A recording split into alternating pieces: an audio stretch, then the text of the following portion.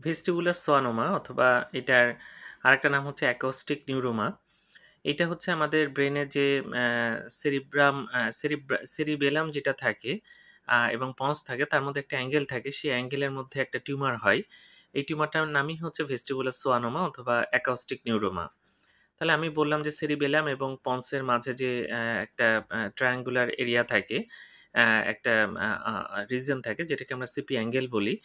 সেখানে এই টিউমারগুলো হয় এবং এই টিউমারের প্রধান বৈশিষ্ট্য হচ্ছে এখানে একদিকে সাধারণত দেখা যাচ্ছে সেই পাশে কানে শুনতে সমস্যা হয় এবং আস্তে আস্তে কানে শুনতে পায় না।